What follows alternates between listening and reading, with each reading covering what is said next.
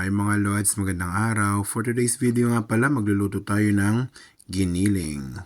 At ayan na nga si Kalbong Pogi kumakain dyan. Natapos na sadyang magluto.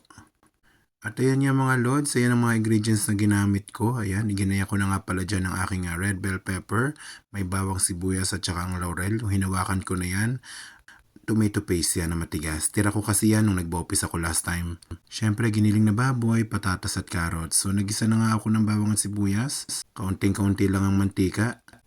At paiyakin natin ang sibuyas. Lagi ko sa inyo sinasabi, huwag niyong hayaang paiyakin kayo ng sibuyas, siya ang paiyakin natin. So, pinagsama-sama ko na nga palang mga ingredients dyan. Ganon din naman yun. Ang importante, maayos ang pagkakagisa mo para hindi malansa. Yun naman ang importante sa pagluluto, yung nasangkot siya mo ng mabuti.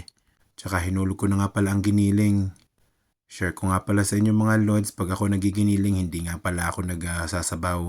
Yung katas lang ng baboy at katas ng mga gulay like patatas at carrots, yun lang magiging sabaw niya.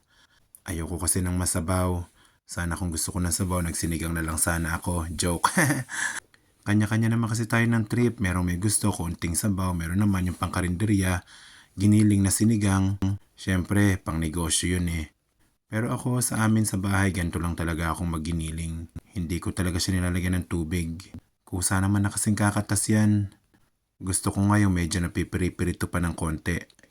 Ang bango oh, amoy piyesta na. Ganyan lang ako magluto, mekos-mekos nga lang.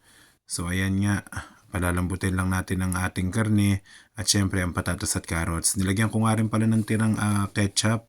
Alam niyo naman ako, ayoko nag-aaksaya ng pagkain. Nung kumain ako sa McDonald's nung isang araw, inuwi ko nga pala yung ketchup. Ganyan tayong mga Pinoy aminin nyo. Ako kasi mahinayang talaga ako sa mga pagkain, ayoko nagtatapon. So ayan nga, hinulog ko na rin nga pala, inilagay ko na ang patatas. Takpan natin hanggang sa lumambot siya. Ayan, tingnan nyo magkakaroon naman talaga siya ng konting sabaw. Hindi ko siya nilagyan ng tubig talaga, yung katas lang ng giniling. Importante dyan, tinatakpan mo para maluto yung loob. Kasi nakukulob siya ng takip. Kaya mas maganda dyan, iluluto talaga sa kawali ng may silyadong takip. Kapag kasi kasirola, sumisingaw din. Naalala ko nung elementary ako, bumibili ko isang platito, 15 pesos, tsaka 5 pisong kanin. Solved na nun. Pero mas favorite ko ang menudo dito. At ayan nga, luto na nga, tikman natin. O diba? May kanin agad. So ayan, kain tayo. O diba, ang sarap. Maraming salamat sa panonood. God bless po sa lahat.